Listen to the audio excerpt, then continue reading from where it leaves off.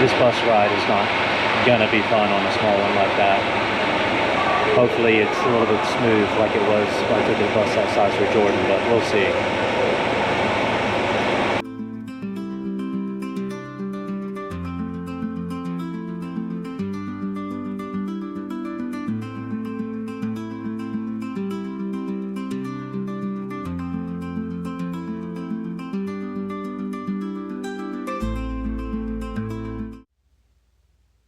My name's Jack Rogers. In June of 2023, I decided I'd had it with normal life and set out to travel the world. 2 years later, I'm still going. I've seen some cool things in my time. I've swam the Nile, followed a matador around Spain, dived the world's oceans, and even returned to Iraq after 5 years away. Now I'm off on my next expedition, an 18-month trek through some of the world's most fascinating pilgrimages. My journey will take me to 12 countries as I walk in the shoes of religious pilgrims, ancient traders, and soldiers who blazed these trails centuries ago. This isn't just another trip. Unlike my first journey, I won't be walking the earth aimlessly. This is a chance to walk with purpose, to trace the footsteps of those who move for faith and survival. These routes carry stories, and I intend to find mine among them. I've never attempted anything like this before, but after 2 years of discovering what this world has to offer, I'm ready to take the plunge into some of life's deeper meaning. I'll be tested, physically and mentally, but I know in the end, it will all be worth it as I become a wayfarer.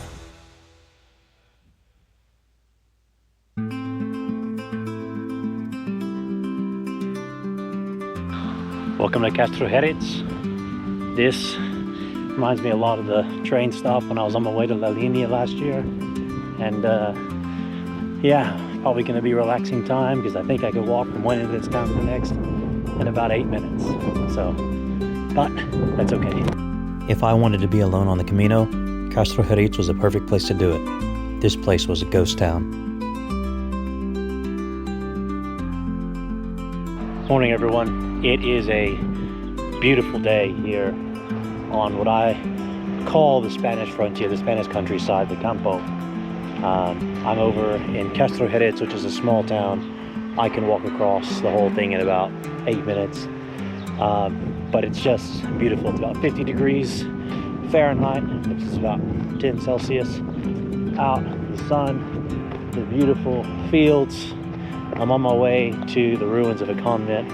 It's about a 45-minute walk. It's supposed to be kind of a test of my knee on the flat, hard road.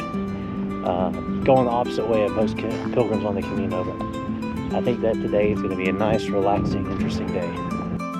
Even though it was about 9 a.m., pilgrims were already walking into town, passing me thinking I was crazy as I was walking in the opposite direction.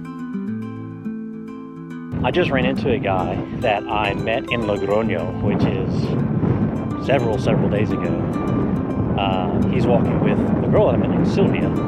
And she's a couple stages behind now. She's getting arrested. Anyway, I'm walking backwards on the community to this convent up ahead from Castrojeriz, and he just like puts his hands up and calls out and run into him, start talking. He's with an Australian lady, and she's like, "Oh, yes, he's been telling me about you. Yeah, you got her." Anyway, so it's really cool. Like I'm just meeting these people randomly along the Camino, and I mean, good or bad, they're talking about me to other people, either because I got hurt or because of the book or whatever it is. So, I mean, every time that happens, like, yeah, this is the guy who's going to hand out a business card. So hopefully that contributes to the book and YouTube and all that other stuff. But anyway, I just thought it was a cool thing to share. And I got the convent coming up right ahead. The Convento de San Antón has long since been abandoned. Once upon a time, however, it served the village of San Antón. Nowadays, they're just something to look at and pass by on your way on the Camino. If you get there in time, however, there is an albergue affiliated with the convento. I didn't stay there, but I heard it was nice. I just decided I didn't want to walk all the way over to see it.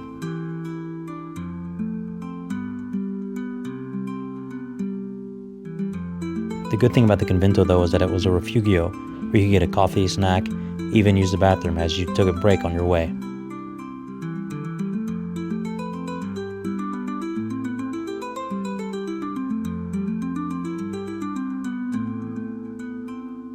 After what seemed like only a few minutes of the convento, it was time to head back to Castrojeriz. there were churches and castles to visit, and it was a 45-minute walk away. The scenes on this walk are representative of the stretch of the Camino. Wheat fields, rolling hills, but importantly, no shade, which is why a lot of the pilgrims are already getting here.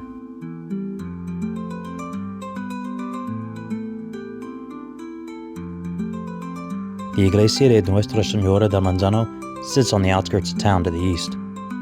Its current incarnation was built in the 1200s, but there's been a church on this site since the 1000s, back when this part of Spain was under the dominion of Navarre, before Navarre lost all of its holdings to Castilla and León.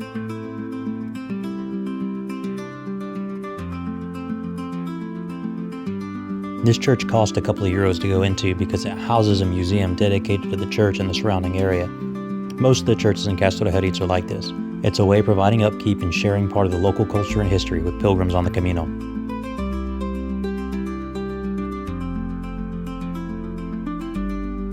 The video makes it look like I saw the entire town in a single day, but I didn't. Because of the way the bus schedules work, I didn't get to leave until late in the evening on my second day, so I split up my time and relaxed in town whenever I could.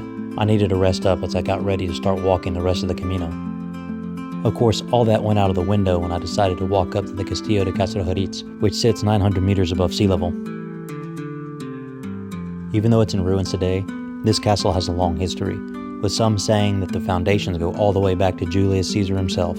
Its more contemporary role in Spanish history was to serve as a military outpost overlooking the Islamic emirate that bordered the kingdom. Even though it may not look like much now, this castle and others like it in places like Belorado were the first line of defense against invaders.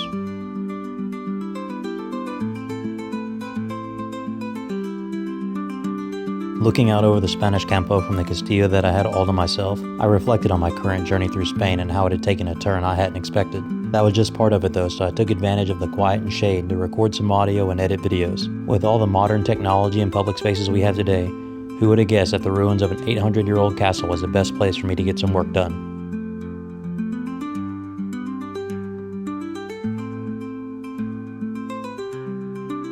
I cannot tell you how much stress it is off when I get the video for the week made or get the blog posts for the week written. Like, of all the things that can stress me out on this Camino with the hurt knee that's actually doing pretty good right now. I don't have a brace come up this hill, and figuring out what's coming up in Turkey ahead, and visa problems, looking towards South America. The stressful thing are the things that are should be the easy, but the thing is, those are the things that are going to get me my future travel writing gigs.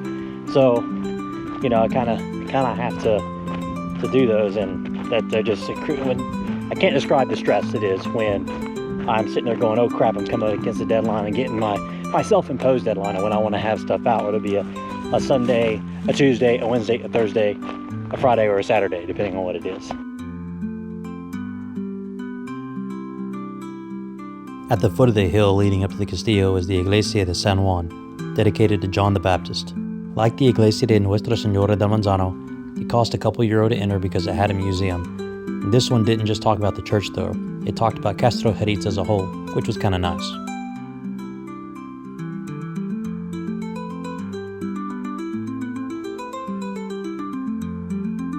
The fact that there were 3 huge cathedrals in this town and the ruins of an old castle tell you just how important it once was in the kingdom. Part of me was sad that this town had fallen from such a high place of importance, but at the same time, that's just the nature of history. Besides, I'm sure the locals didn't mind. Not being such an important place in Spain meant they didn't have to deal with all the problems that the major tourism areas are having, like housing shortages and increasing prices.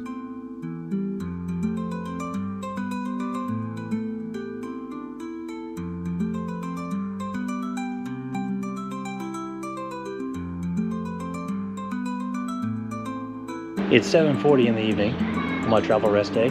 Finally made it to Fromista, and I will tell that story tomorrow because I am hot and need to get to my hostel.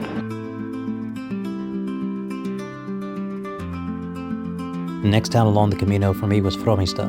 I can best describe it as a town, not much else. There just really wasn't anything there. So, story time. So, yesterday,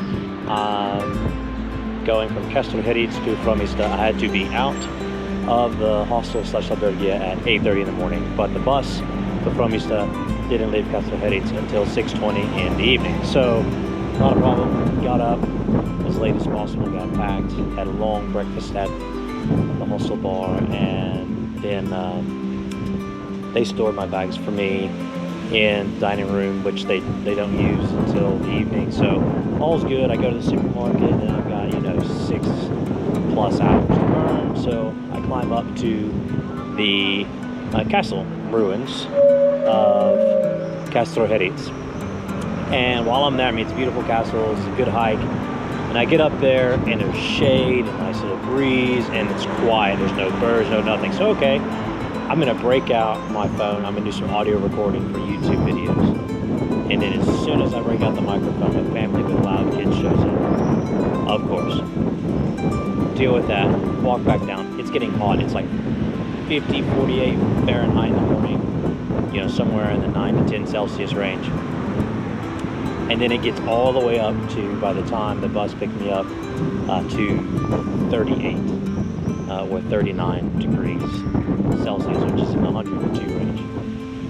So I come back down, I go to a couple of churches, I go eat lunch, and then I don't have anywhere to go. Siesta time, everything's closed. So I just went and sat down, pulled up my computer at some park, took my shoes off, rode a bit. Then I know how the buses work in Spain, so they don't stop if there's no one at the stop. So a lot of times they're super early.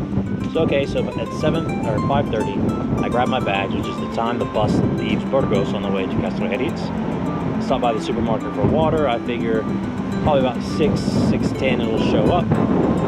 6:20 rolls around, still not there. All right, maybe it left late.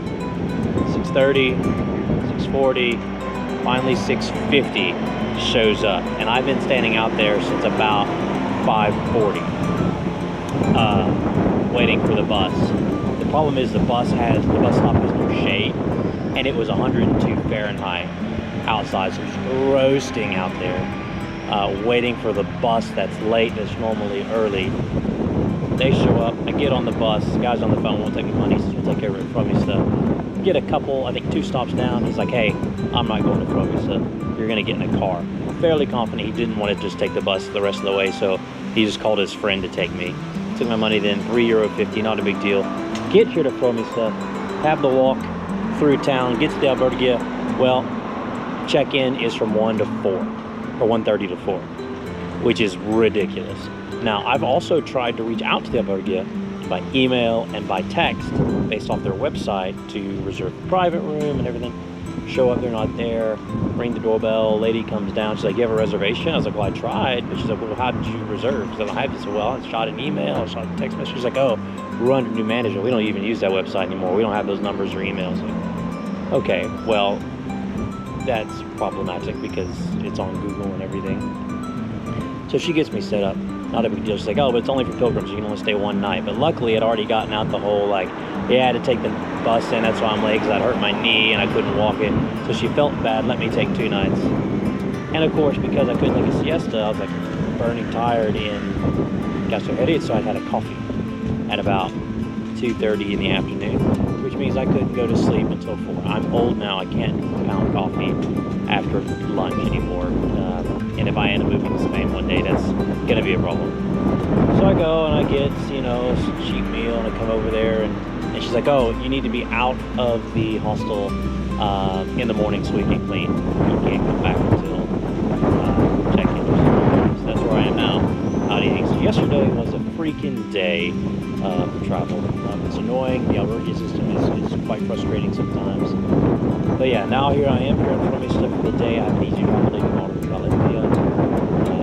So it's a beautiful town, so I'm going to go check out the churches. It's much something I go on, because I can't go back to the hostel for several more hours. The town centerpiece was the Iglesia de San Pedro del Fromista. Interestingly, even though this iglesia is the town centerpiece, it's not the most important church in town.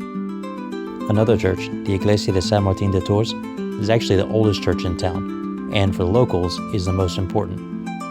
However, after its construction in the 1400s, the Iglesia de San Pedro de Fromista displaced San Martín as the most important church in town. Now it is home to the local parish. It also holds a museum of sacred art, which is worth a couple of euros it takes to visit. I don't like to record much when I'm in museums. I don't want to cut into their profits when it comes to a church, their ability to upkeep their church with donations. But I do think from that museum, it really drives home just how important it is for us to understand not just the stories from the Bible, but the imagery in art and retellings. For example, the ox, the eagle, the angel and the lion for the four evangelists, or the golden disc behind people who will eventually be named as saints, or Mary in art. And also just understanding various common depictions like Judas holding the money bag, so you can really understand the scenes that you're seeing in churches and museums as you're trying to explore the Christian side of both Spain, the Camino de Santiago, and just history in general. This is the Iglesia de San Martín de Tours. This iglesia was constructed in the 1000s, back when this area too was under the dominion of Navarre.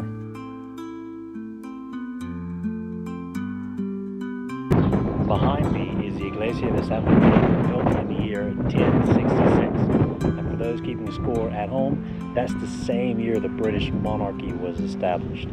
So, you know, you got faith in one, you might as well have faith in the other. The interior is relatively simple, and it's not a huge cathedral like I found in Castrojeriz. That said, at the top of all the columns and even up in the ceiling, there were intricate reliefs carved into the stone. These reliefs depict scenes of wildlife, history, and events in the Bible. The official count puts the number of reliefs inside this church at more than 300, which is amazing given its small size.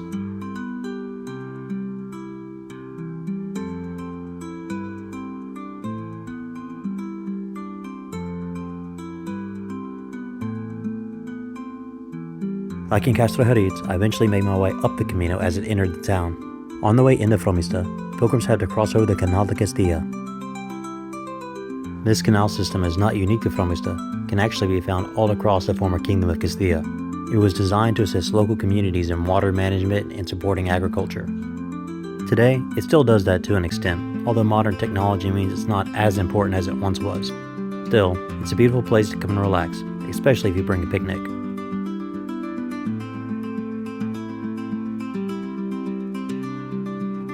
Situated away from the Camino on the way into town is the Ermita de Otero. This small chapel is dedicated to San Cristobal, the patron saint of travelers. Well, one of them anyway. No one quite knows when it was built, but the best guess is in the 14 or 1500s. According to legend, shepherds and travelers would stop on this hill to pray for protection before they crossed the fields around Fromista. Now, even though it's immaculately kept, pilgrims don't really make their way over here. It's just a little too far out of the way after a long day of walking. My final stop for the day was the Iglesia de Santa María del Castillo. The only reason I even knew to go to the church was because I spotted its tower when I was over at the Ermita. All I could do was admire it from the outside because it was closed to visitors, even though inside it does house a museum.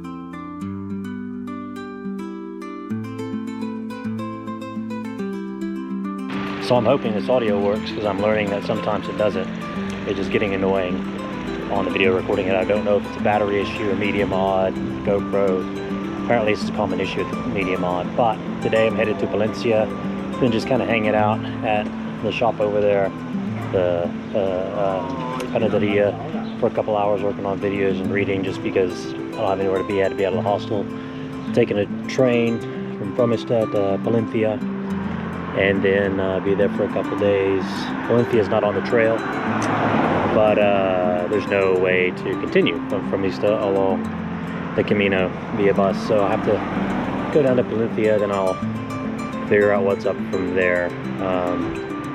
Considering starting walking early, we'll see how my knee's feeling right now. It's fine, but I'm also there. For the first time since I left Madrid over a month ago, I was headed for the train station. It was a bit of a far walk, but it wasn't too bad. The only uphill was right there at the end.